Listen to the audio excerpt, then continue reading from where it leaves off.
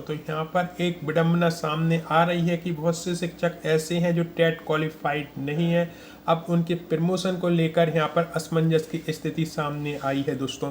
भाई हम बात करें कि शिक्षकों के टेट एग्जाम जो है दोस्तों वो अगस्त और सितंबर में लिए जा सकते हैं ईएसबी के द्वारा। बहुत से भाई बहनों ने ये भी पूछा था कि सर इसमें जो नए लोग हैं क्या वो आवेदन कर पाएंगे, क्या उनके लिए भी ये पात्रता परीक्षा रहेगी दोस्तों। तो इस संबंध में दोस्तों कंफ्यूजन है, क्योंकि जिस तरह से विभाग ने आदेश जारी किया है ईएसबी अब 3 तरह की ही परीक्षा कराएगा दोस्तों, और 3 तरह की परीक्षा में ही सब कुछ हो जाएगा। यहाँ पर आप दिखेंगे तो 3 तरह की परीक्षा का प्रकार क्या रहेगा, संयुक्त तकनीकी हार्ड परीक्षा है, संयुक्त सामान्य हार्ड परीक्षा और शिक्षक हार्ड परीक्षा है दोस्तों। ठीक है, अब यहाँ पर प्रॉब्लम ये है कि अभी जो आपके एग्जाम होते हैं उनमें एक पात्रता परीक्षा और एक भर्ती परीक्षा होती है।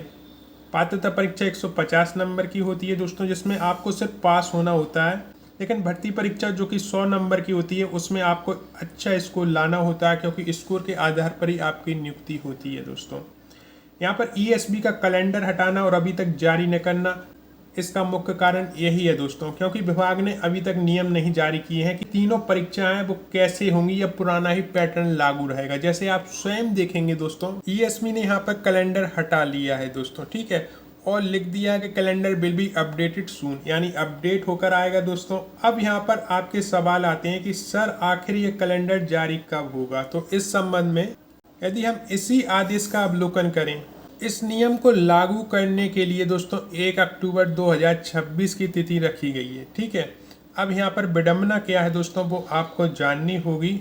जब 3 तरह की ही परीक्षा आयोजित करनी है दोस्तों, और तीसरे नंबर पे आप देखेंगे तो शिक्षक अर्हता परीक्षाएं दोस्तों। ठीक है, इसके अंतर्गत 4 तरह की परीक्षा रखी गई है दोस्तों। ध्यान देना, शिक्षक अर्हता परीक्षा एक ही होनी है, लेकिन इसके अंतर्गत 4 तरह की भर्तियां शामिल की गई हैं। अब आप स्वयं देखें दोस्तों कि प्राथमिक शिक्षक अर्हता परीक्षा यानी वर्ग 3, माध्यमिक शिक्षक अर्हता परीक्षा यानी वर्ग 2, उच्च माध्यमिक शिक्षक अर्हता परीक्षा यानी वर्ग 1, और आवश्यकता अनुसार अन्य परीक्षा शिक्षा विभाग में अन्य पोस्ट भी निकलती हैं दोस्तों। कन्फ्यूजन ये है कि यदि एक ही एग्जाम होगा तो ये संभव नहीं है कि आपका जो सिलेबस है वो इतना मिक्स कर दिया जाए, इन चारों कैटेगरी को एक एग्जाम में समाहित किया जा सके। ये पॉसिबल नहीं है दोस्तों, क्योंकि प्राथमिक शिक्षक हो, माध्यमिक शिक्षक हो, उच्च माध्यमिक शिक्षक हो या अन्य भर्तियां हो दोस्तों, सिलेबस इतना ज़्यादा होता है कि एक ही एग्जाम का सिलेबस आप कवर नहीं कर सकते।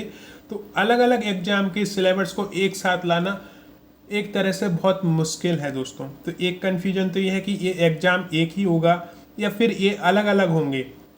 जैसे कि अभी जो पैटर्न है वो ये है कि वर्ग 1 का एग्जाम अलग होता है, वर्ग 2 का अलग होता है, वर्ग 3 का अलग होता है, सबके सिलेबस अलग अलग होते हैं दोस्तों। तो इस तरह का पैटर्न रखा जाता है दोस्तों। तो ईएसबी फिर अलग अलग आपके एग्जाम डेट जारी करेगी। वर्ग 3 की अलग एग्जाम डेट होगी, वर्ग 2 की अलग होगी और वर्ग 1 की अलग होगी। लेकिन यदि इसे शिक्षक अर्हता परीक्षा में ही शामिल कर दिया गया, फिर इसका सिलेबस क्या होगा आप अंदाजा भी नहीं लगा सकते दोस्तों, क्योंकि तीनों ही श्रेणी के जो एग्जाम हैं वो अपने आप में पूरा पश्चिम उत्तर दक्षिण है दोस्तों। ठीक है, तो चारों दिशाओं को एक जगह इकट्ठा करना मेरे हिसाब से तो बहुत मुश्किल है, क्योंकि सिलेबस सबका ही अलग है, पैटर्न सबका ही अलग है और यहाँ तक कि योग्यता भी सबकी अलग है। ठीक है, तो ये चारों के संबंध में जब तक नए नियम लागू नहीं हो जाते, इसकी डेट 1 अक्टूबर 2026 रखी गई है दोस्तों, वहाँ तक ईएसबी जो है आपका कैलेंडर जारी नहीं कर सकता। और इससे बड़ा कन्फ्यूजन एक और है दोस्तों, इन्होंने कहा तो है कि 3 तरह की एग्जाम होंगी। ठीक है, ईएसबी अब 3 तरह की एग्जाम लेगा, जिसमें जितनी भी भर्तियां हैं विभिन्न विभागों में वो सब शामिल उसमें हो जाएंगी। ठीक है, लेकिन इसका पैटर्न क्या रहेगा ये अभी तक डिसाइड नहीं किया गया है दोस्तों। वो जब तक डिसाइड नहीं हो जाता, ईएसबी आपका कैलेंडर किस आधार पर जारी करेगा दोस्तों, आप स्वयं देखें। और ये ऑफिशियली लेटर है, कोई ऐसा लेटर होता कि ऑफिशियली जारी नहीं हुआ है तब आप मान सकते थे कि चलो ईएसबी अपने से निर्णय ले लेगा। जब तक इसका फैसला नहीं हो जाता, जब नए नियम नहीं आ जाते दोस्तों, तो आगे के आपके जो कैलेंडर है उसे अपडेट करना थोड़ा सा ईएसबी के लिए मुश्किल हो सकता है। हाँ, वो उसमें इतना ईएसबी कर सकता है, आपकी शिक्षक अर्हता परीक्षा कब तक ली जाएंगी दोस्तों उसकी डेट बता सकता है, एक कन्फ्यूजन मिटाने के लिए। लेकिन वो भी आधा ही कन्फ्यूजन मिटेगा दोस्तों। क्या अलग अलग एग्जाम होंगे या एक साथ एग्जाम होंगे, ये कन्फ्यूजन फिर भी बना रहेगा।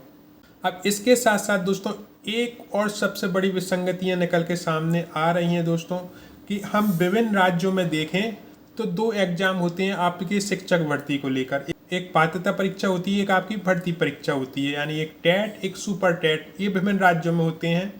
अब यहाँ पर कन्फ्यूजन ये है कि यदि एक ही एग्जाम लिया जाता है, जैसे 2018 में एक ही एग्जाम से भर्ती की गई थी, तो क्या वो पैटर्न लागू होगा? और यदि विभिन्न राज्यों का अवलोकन किया जाए तो आप एक एग्जाम के द्वारा शिक्षक नहीं बना सकते, वहाँ पर एक पात्रता परीक्षा और एक भर्ती परीक्षा लेनी होती है, जैसे कि विभिन्न राज्यों में ली जा रही है। तो क्या पुराना ही पैटर्न लागू रहेगा?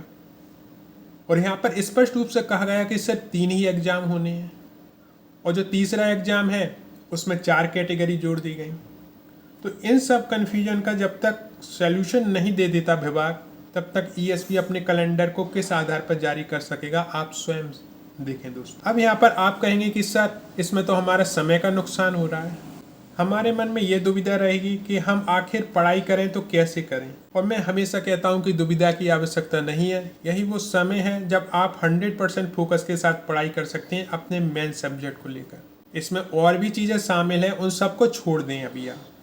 चाहे हम बाल विकास की बात करें, चाहे हम शिक्षा शास्त्र की बात करें, चाहे आपकी फर्स्ट लैंग्वेज सेकंड लैंग्वेज की बात करें, चाहे हम मध्य प्रदेश की जीके की बात करें या अन्य पाठ्यक्रम की बात करें, ये सब आप इग्नोर कर दें, छोड़ दें। इस समय सिर्फ अपना मेन सब्जेक्ट को पकड़ें दोस्तों। आपने यदि अपना मेन सब्जेक्ट पूरा कर लिया, और इसके लिए आप जो है भर्ती परीक्षा का सिलेबस ले सकते हैं, पात्रता परीक्षा का सिलेबस ले सकते हैं, और उसमें अपना मेन सब्जेक्ट है वो कवर करें दोस्तों। भर्ती परीक्षा पात्रता परीक्षा का सिलेबस आप देखेंगे, आपकी जो विषय वस्तु है मेन सब्जेक्ट की वो लगभग सेम ही रहती है। तो यदि आपने वो कवर कर लिया ना दोस्तों, तो एग्जाम किसी भी पैटर्न में ले लें, आपकी एक सीट पक्की हो जाएगी। और इस बार जो है आपकी ज़्यादा से ज़्यादा पोस्ट आ सकती हैं दोस्तों, क्योंकि लगातार मांग की जा रही है कि जब स्कूलों में इतने पद खाली हैं तो कम पदों पर भर्ती क्यों की जाती है दोस्तों। तो इस बार जो है ज़्यादा पद निकाले जा सकते हैं। तो इस कन्फ्यूजन का एक ही सलूशन आपके लिए है दोस्तों, कि इंतज़ार तो आपको 1 अक्टूबर तक करना ही है। तो उस इंतज़ार को हम समय बर्बादी की ओर न मोड़कर अपने जो मेन सब्जेक्ट है उस पर फोकस करेंगे और उसे कवर कर लेंगे। निश्चित रूप से हमको लाभ मिलेगा। आपके कोई भी सवाल हो परीक्षा से संबंधित, कमेंट बॉक्स में लिखें, मैं अगले वीडियो में उन्हें जरूर क्लियर करूँगा। आपको मेरी मेहनत अच्छी लगी हो दोस्तों तो कमेंट करके भी बताएं, और वीडियो को लाइक और शेयर भी ज़रूर करें। और जिन भाई बहनों ने अभी तक हमारे चैनल सब्सक्राइब नहीं किया है, प्लीज़ सब्सक्राइब करें, क्योंकि अक्सर ऐसे वीडियो मैं लाता रहता हूं। आपने इस वीडियो को देखने के लिए इतना समय निकाला, उसके लिए दिल से धन्यवाद।